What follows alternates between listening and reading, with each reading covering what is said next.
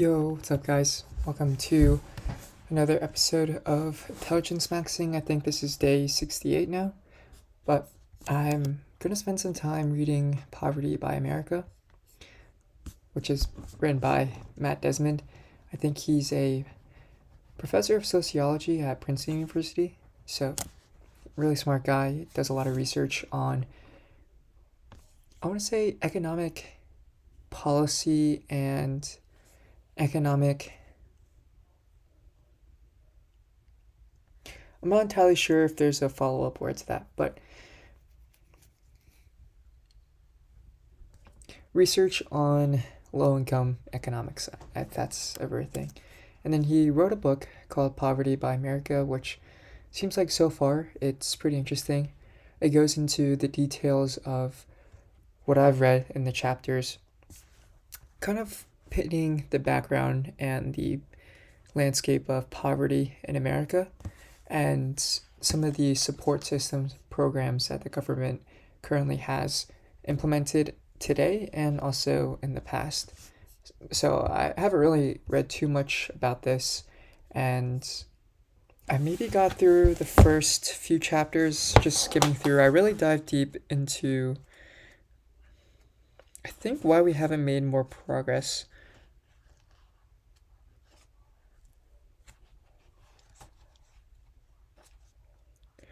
Maybe I didn't even take notes on any of these. Interesting. Okay.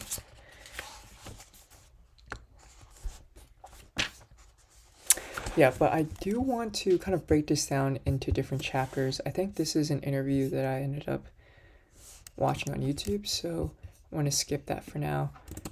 I was going to start on chapter 5, but it also might be worthy of going into chapter 4, which is how we force the poor to pay more and how we rely on welfare. Okay. How we force the poor to pay more. Chapter 5, how we rely on welfare. Okay. So I think I might start here and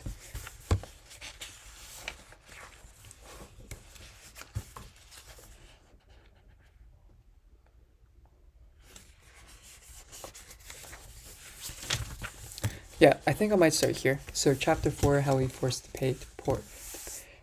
the poor to pay more. Oh my god. Okay. But some things to kind of go over from this previous section is there's something called SNAP in the US. It's called the Supplemental Nutrition Assistance Program, and these are food stamps. So they're vouchers or stipends for basic necessities in order to live, basic food and water. There's also Medicaid, which is the Medicare or Medicaid. Medicare is for older people. Medicaid is health insurance for people that are impoverished. And I think it depends on the certain level set by the state. And is a means tested program, which I think here this means that you measure your income against some type of metric or threshold, and that determines whether or not you're eligible for the benefit. You also have supplemental security income, SSI. I think this could be welfare, but this is also considered welfare. The temporary assistance for needy families was enacted by Bill Clinton in 1996. Matt made some points that TANF has been squandered by some extent for non-assistance use. Okay. Okay, basically, the state of Mississippi went through a scandal where the funds of the Temporary Assistance for Needy Families program were used for buying cars, singers, and NFL players. Sometimes I spent on social programs, so finance development, juvenile detention facilities. All right. Julio Paez, I think he was one of the characters in this book that is based off a real person, or is probably is a real person. There's a bug. But he was, I think, an immigrant from Costa Rica or some Central American country. Ended up having to work 20 hours a day for minimum wage, and he had a stroke somehow for working too hard. I mean, when you only have 4 hours of sleep every single day and you're working 20 hours nonstop, you're bound to have some health problems at some point. So that was a really important example, I think, illustrating some of the mousetraps or hamster wheel cases that people in poverty end up living in. They are always trying to survive by collecting their next paycheck, and sometimes they have to work these ungodly amounts of hours at really low, pitiful wages in order to just get by and support their families. So these are some really interesting examples of how poverty infects the US today. And I go to college right now. I have my tuition completely paid for by my family, so I definitely don't know what it's like to be in their shoes. I don't think I could ever imagine what it's like to be in their shoes. And I hope I don't. I mean, it seems terrible. So reading this hopefully is an educational experience, but maybe it'll be interesting to kind of follow up and help with this problem, if that's possible. Maybe create some tech solution that can help this. Use some of the stuff I learned from university to do some good in the world, hopefully. Let's take a look at chapter 4. So how do we force the poor to pay more?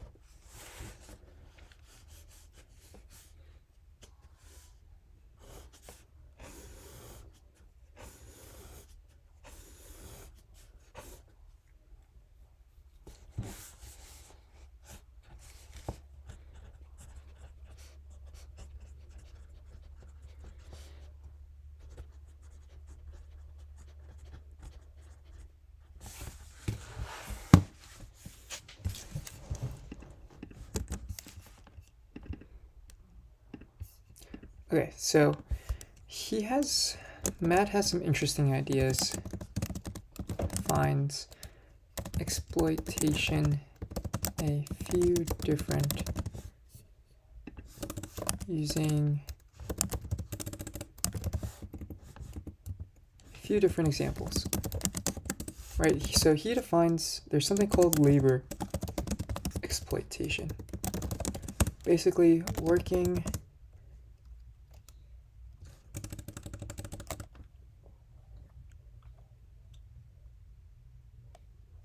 let me see. I don't want to mess this up. So, underpaid relative to the value that someone produces.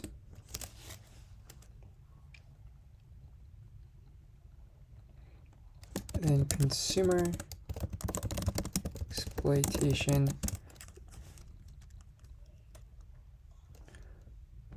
overcharged relative to the value of the good/service. Right. So these are some interesting ways to think about exploitation. Basically, if you're facing labor exploitation, you're not getting paid for the amount of work you're doing. And as a consumer, we can get exploited by getting overcharged for the good or service that we're trying to purchase.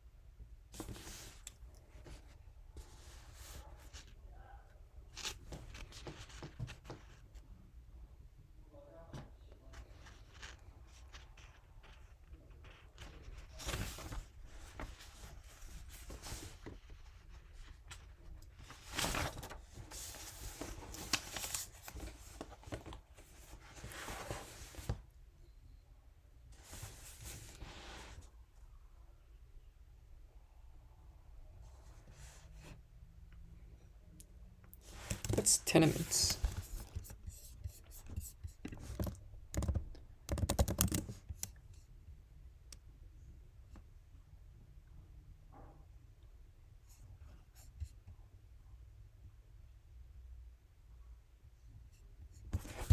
Okay.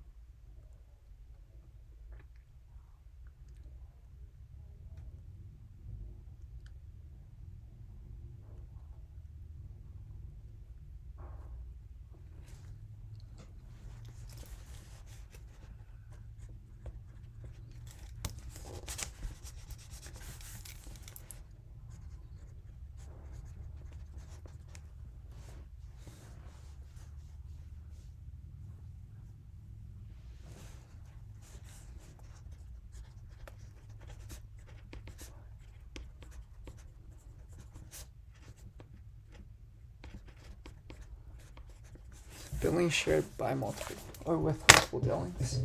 Okay.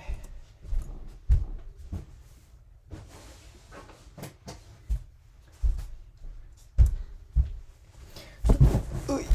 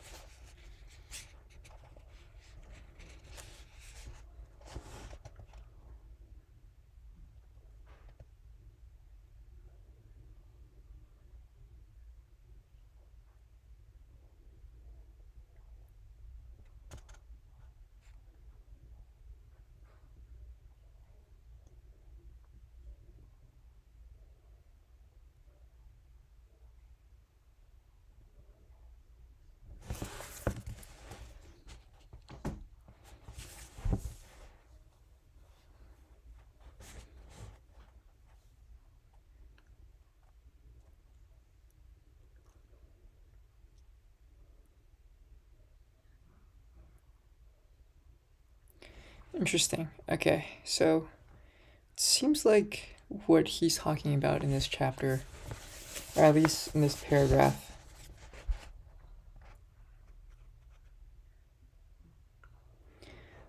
a lot of black families ended up moving north from the, I guess, southern states, and this is called the Great Migration, stretched from 1915 to 1970. A lot of the black families ended up moving to Cleveland, Philadelphia, and when they ended up getting there, they were actually forced to accept housing options that no one else wanted. So pretty much they were forced into some sort of ghetto. And this was actually enforced by the police and was written into law.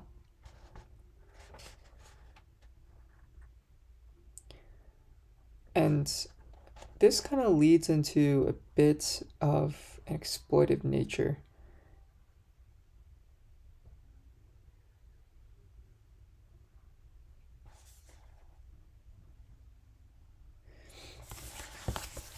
So this is kind of where a form of exploitation comes in, where you have black families that are moving into these cities, Philadelphia or Cleveland, and they're forced to move to a certain area.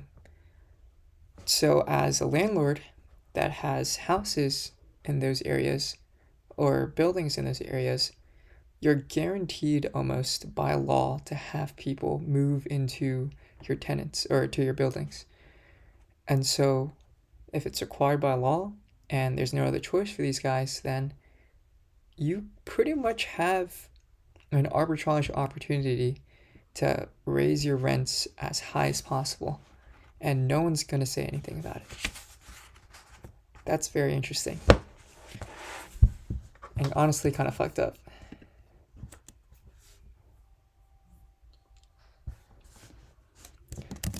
Desmond describes the great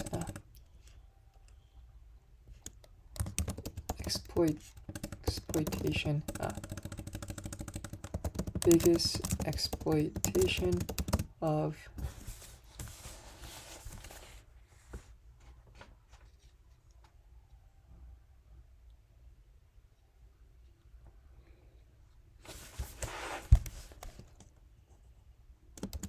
low-income American citizens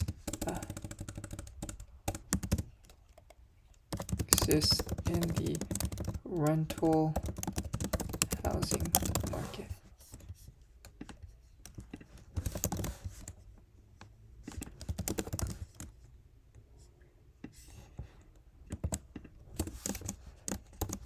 Okay, so let's kind of dive into this topic a little bit. Great Migration, it says, is 1915 to 1970. Black families moved to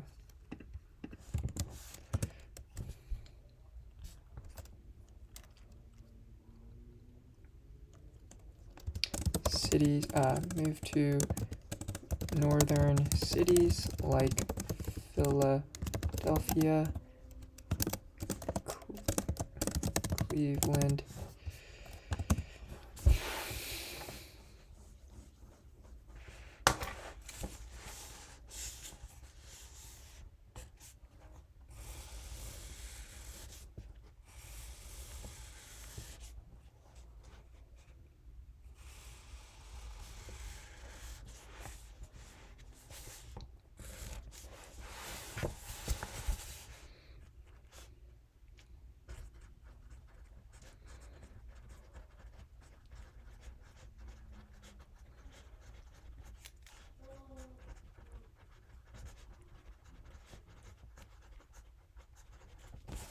okay, so Philadelphia, Cleveland.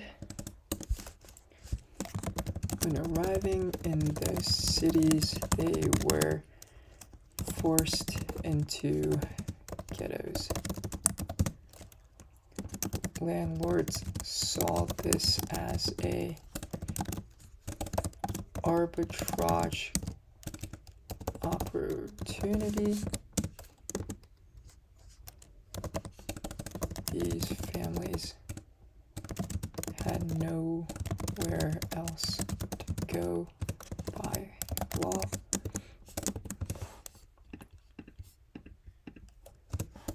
And raised rents like crazy.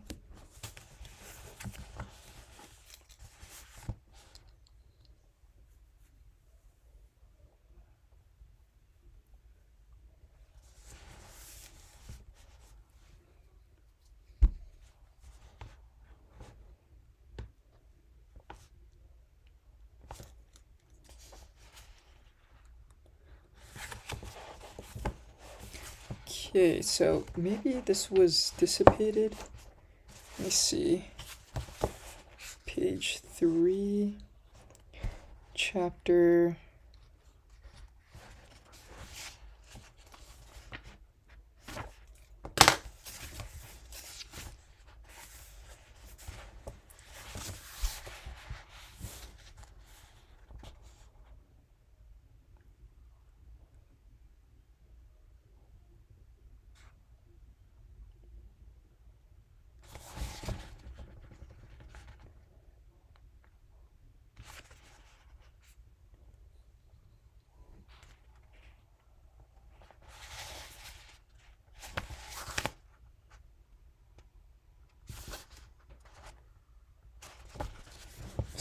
money made slums because slums made money.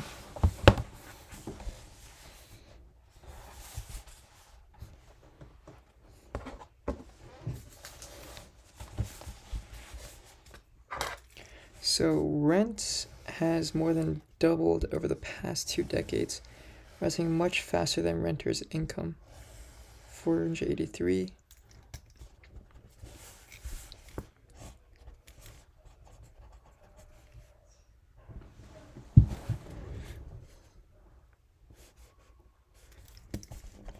So change in rent, we'll call this the rent delta.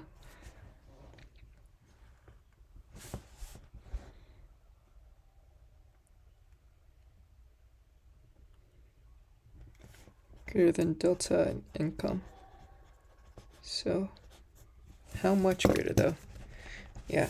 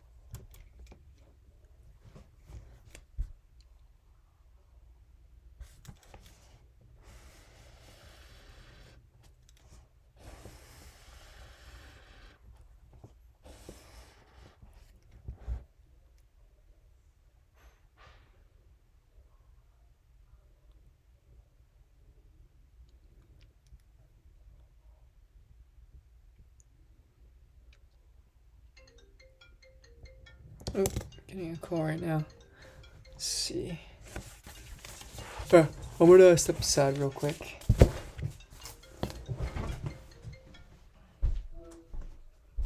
Hello.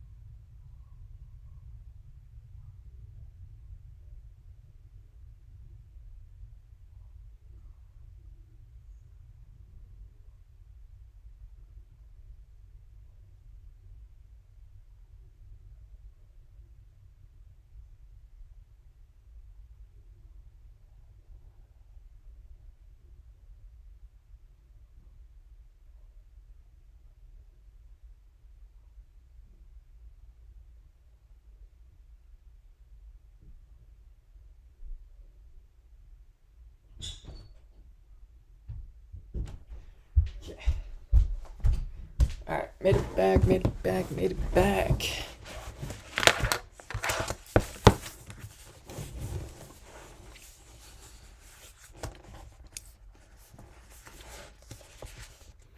What if there's a way I could...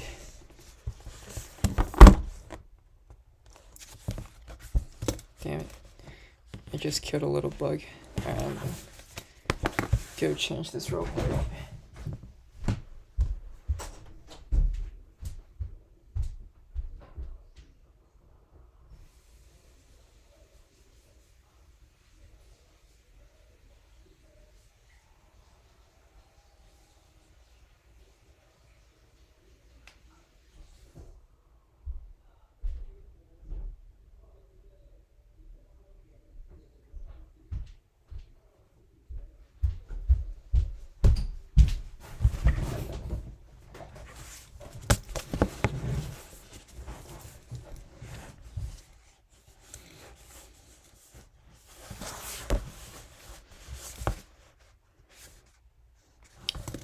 Okay, so there's an interesting, there is an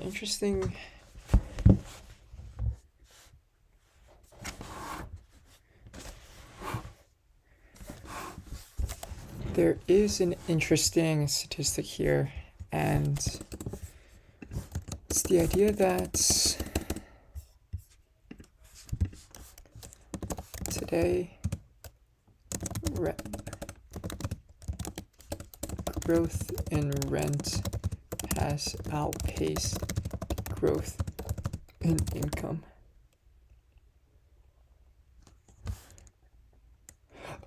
Over the past decade.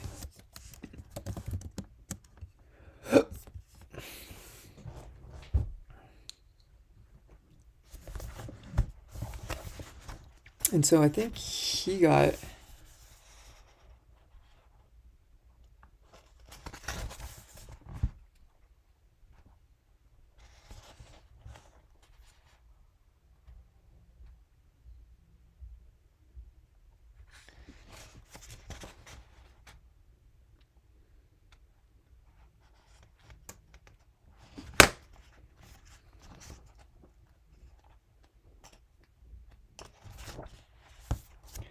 Chapter 4.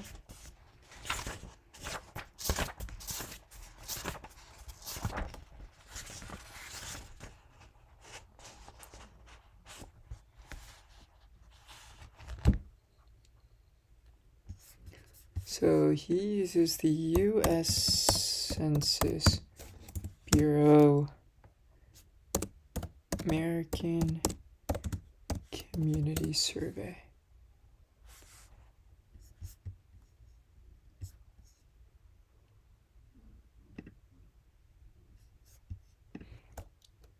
Is the American Community Survey legit?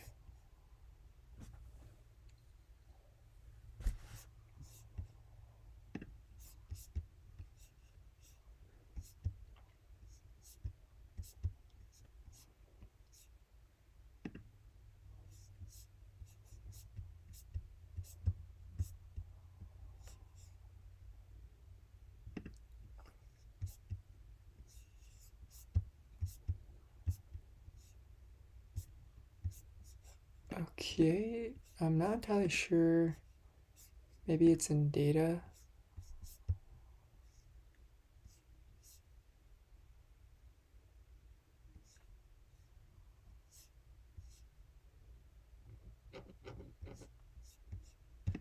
Let's take a look at these. Oh, data tables.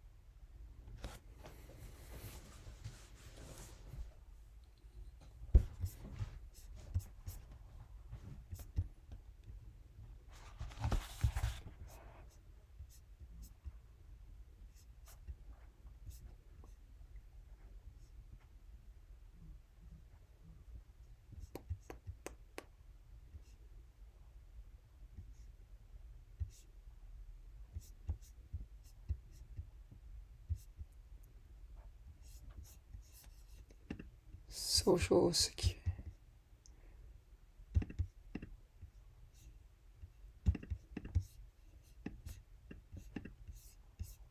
Wait a minute.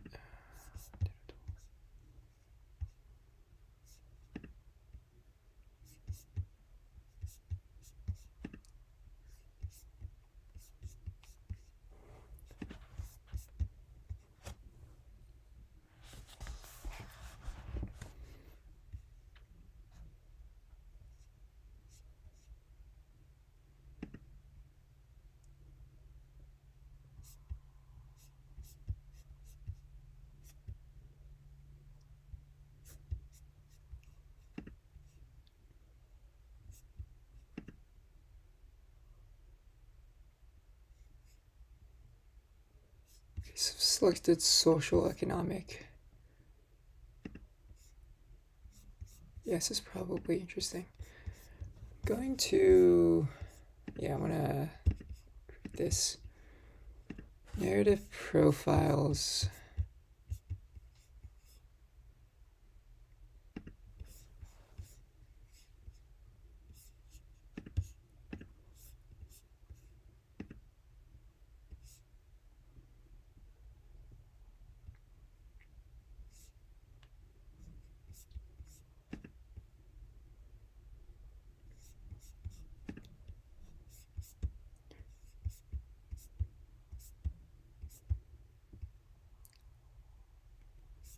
Geographic disability industries.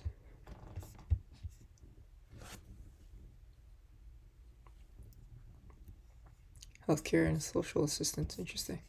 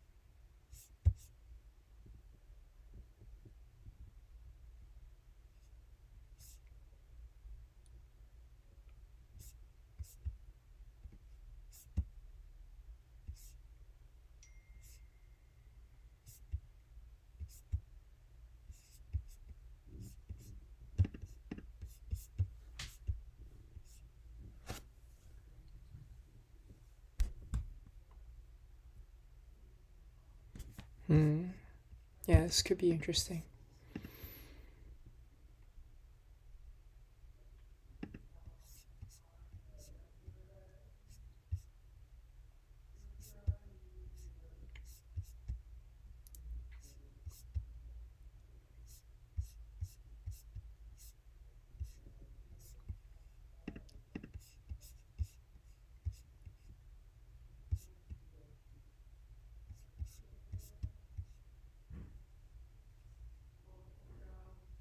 What is this?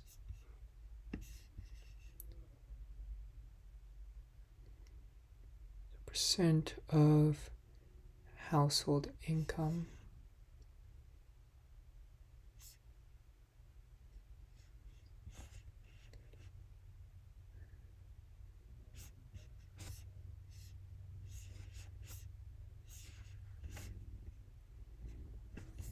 So you have most people where rent is 35% or more of their entire income.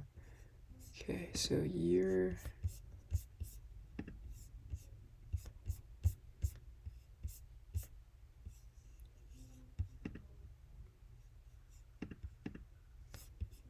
Yeah, can we do this for the same for multiple years?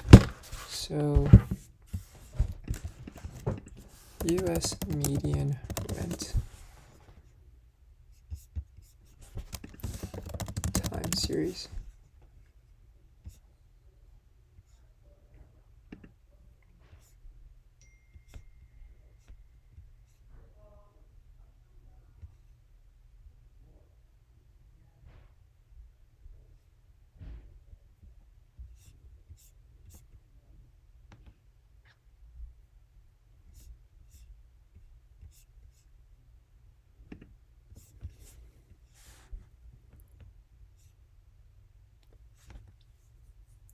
Yeah, so what?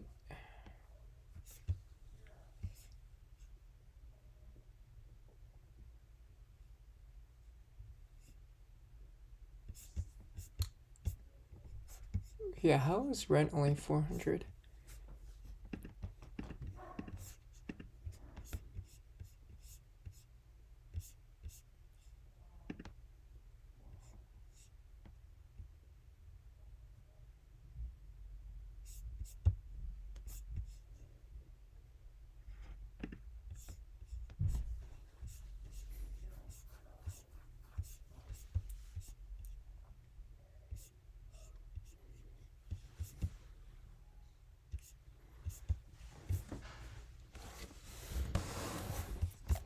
So what is this measure? Consumer Price Index for all urban consumers. Owners' equivalent rent of residences in US city average. So the average really is $400. I'm surprised.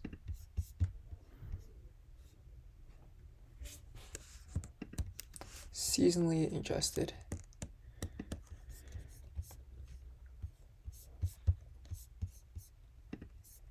I'm gonna ask ChatGPT.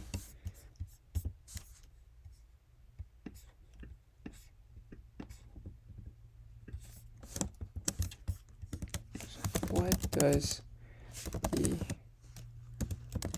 measure?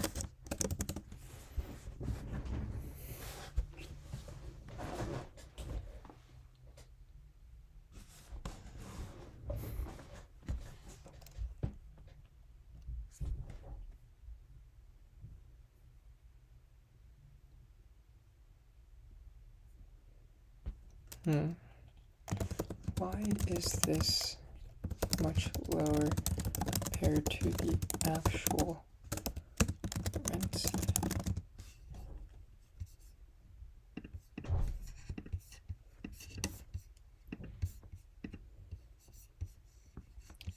So why does this seem much lower? Are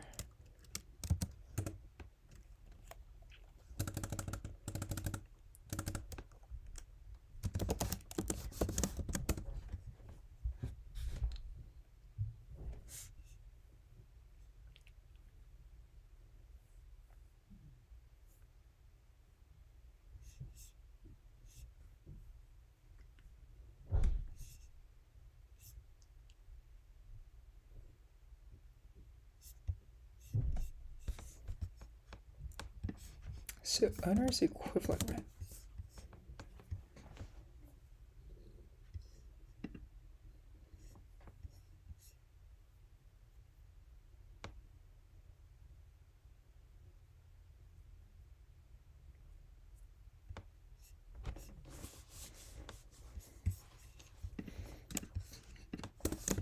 So the Bureau of Labor Statistics has a measurement called owner's equivalent rent, which is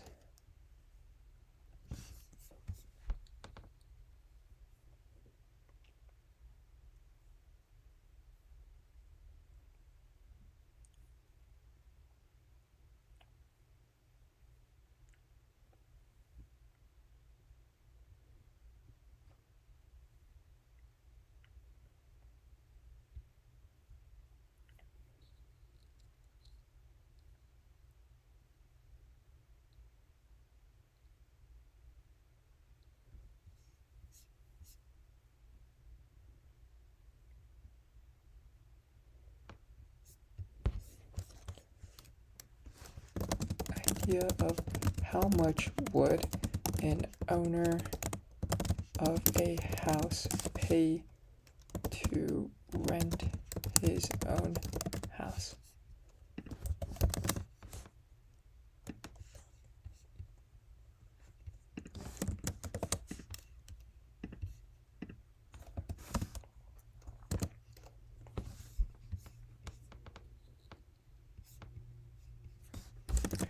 This can be subjective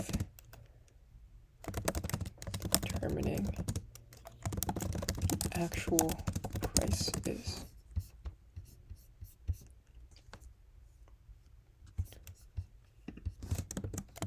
Without any furnishing.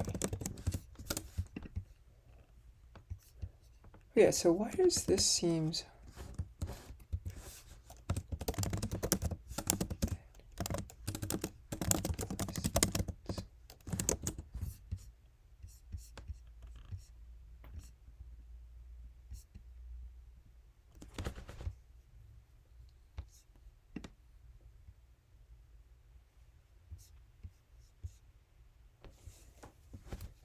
Greetings.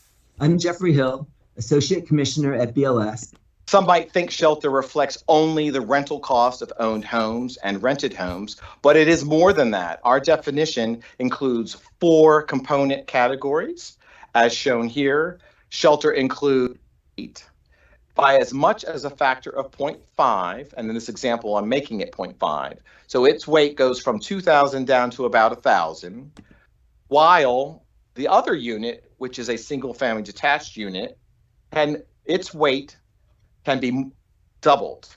No more than double, but it can be increased up to 2 times its previous weight. So in this example, the weight was 2,000, the structure type adjusted it.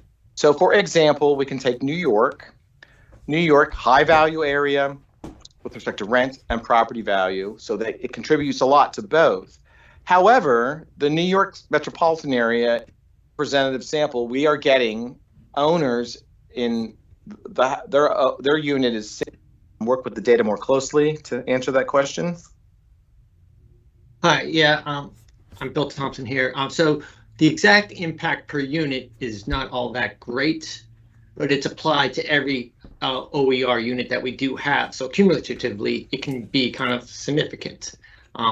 I'm not quite sure. I think we probably have done some evaluation of that, but I just don't have the information in front of me to give you like a more precise response than that. Mm-hmm.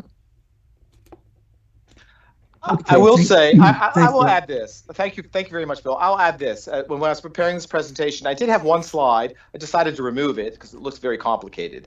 But it was essentially a scatter plot of all 6,000 units used in the January estimator that showed how the rent and OER price changes diverged, and that's caused by this utility adjustment, and how the weights diverged in a Cartesian plane. And if all those dots were very closely compacted around the 0, 0 mark, not much variation. But when you look at it, there's a lot. There's a Cartesian plane. Cartesian coordinates. I feel like those are just, okay, I guess the X and Y.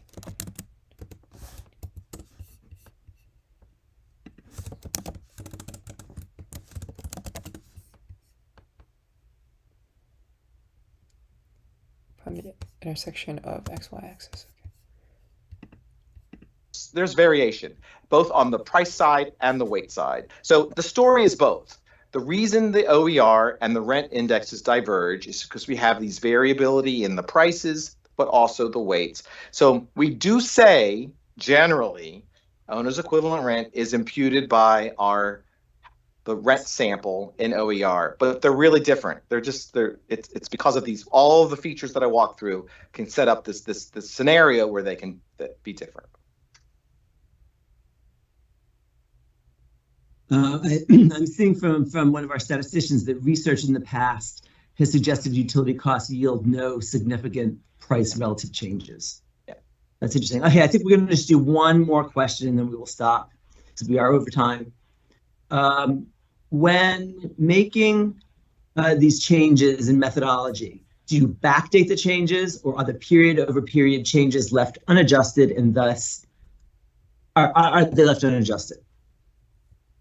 By and large, we do not backdate. I don't think any methodological change to our calculus that we've made over the years do we apply retroactively.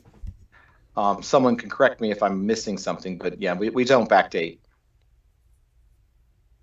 I believe that is right. Okay. I think with that, we will stop. We really appreciate all the questions. We appreciate I'm hoping that answers the question. Okay, great. Just again, speaking about the You can see that in January, at the unweighted level, single family detached units actually This had could be interesting, honestly. I'm gonna save this for later.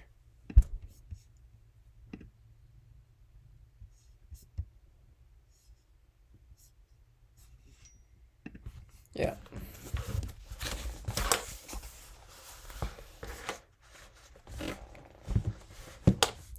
Okay, so there's this.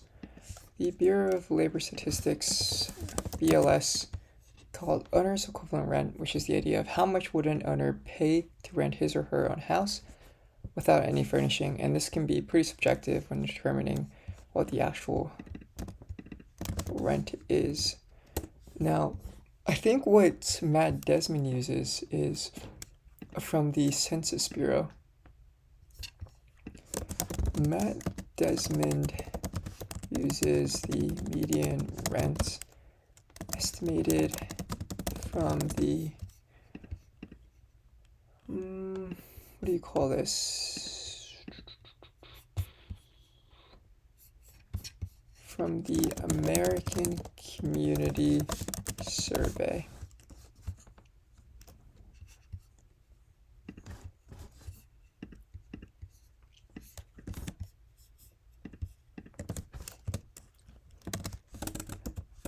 Median rent.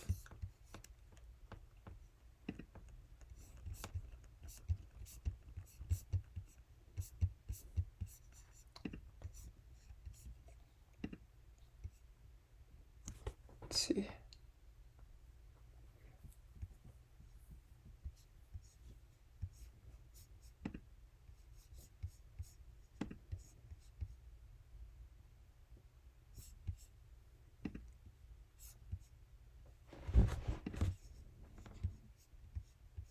$20.30.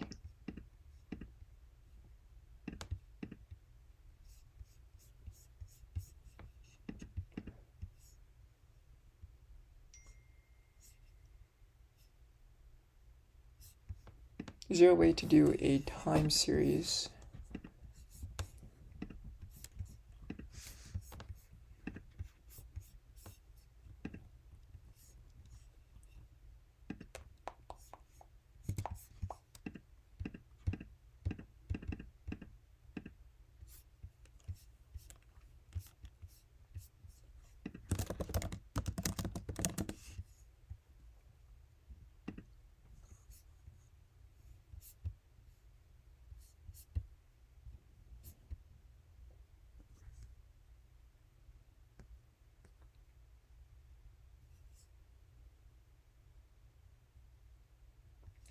After adjusting for inflation.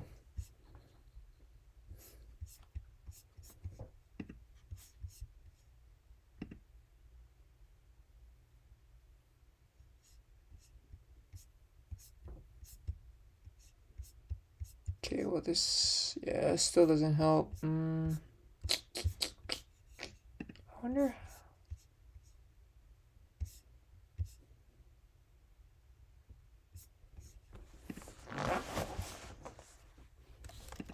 This is what I saw earlier.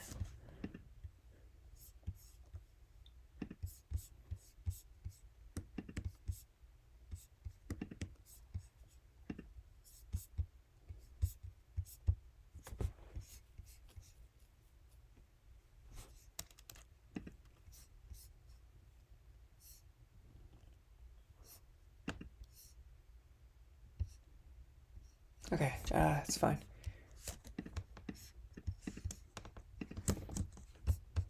Save this for another time. So by this measure,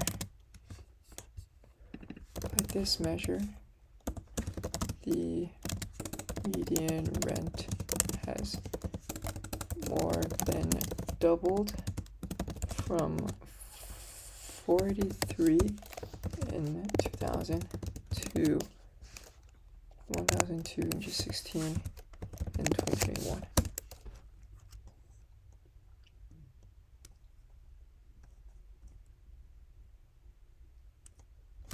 But let's see. What is the median household income time series?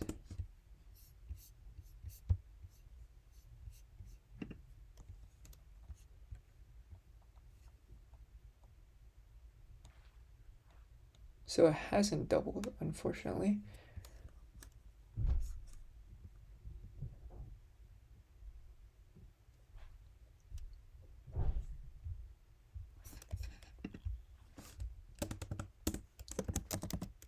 Median household income, inflation adjusted. Yeah, so I guess this isn't inflation adjusted. What if we don't inflation adjust this? Yeah.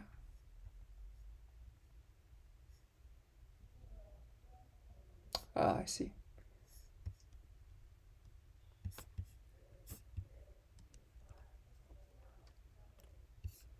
Right, it'll be lower and okay.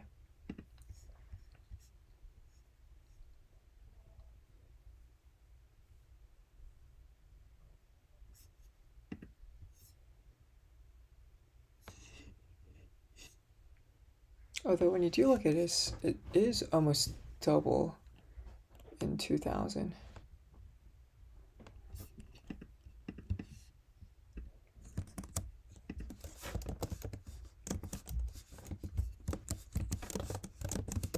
Has almost doubled as well. But it doesn't seem like it's by much, right?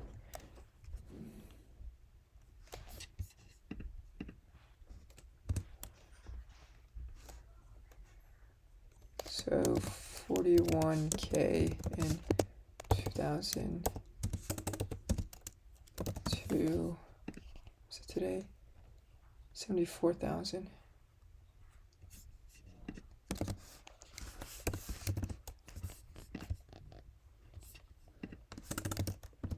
$580 in 2022.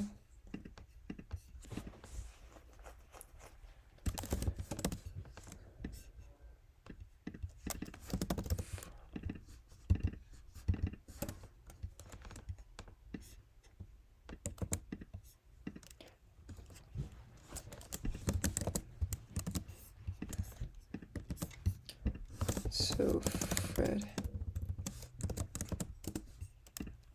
St. Louis Fred, St. Louis Fed, okay.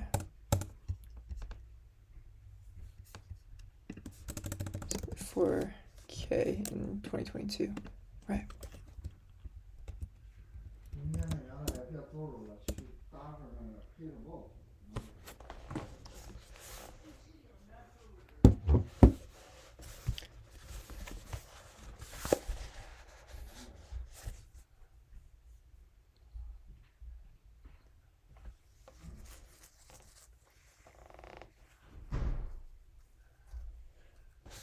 So if we were to compound, let's see, right, if we have 2% inflation and we were to compound,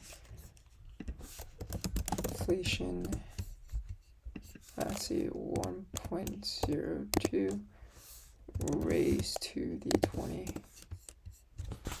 Okay, so that should only be a 50%, I see.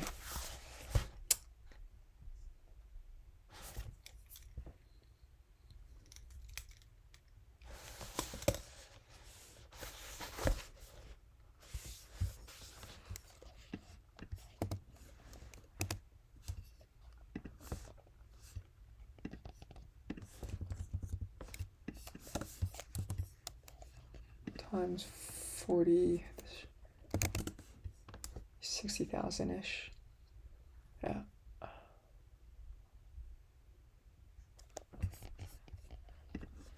$183 times 1.48. 714. Right, there's still a decent amount. Okay.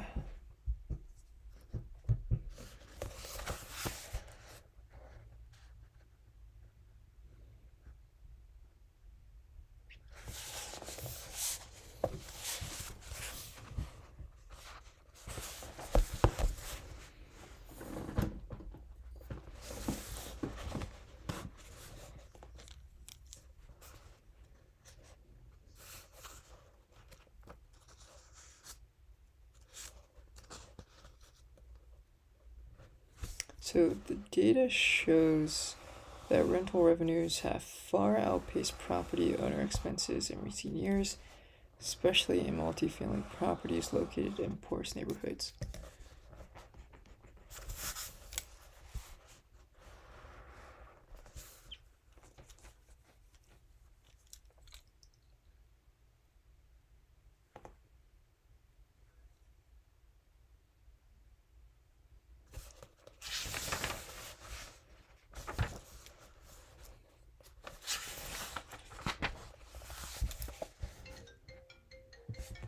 Oops.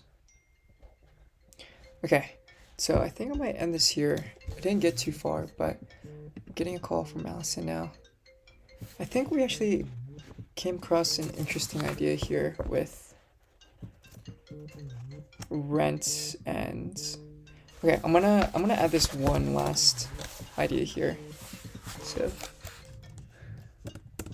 common answers to this is the idea that there is not enough supply to meet demand.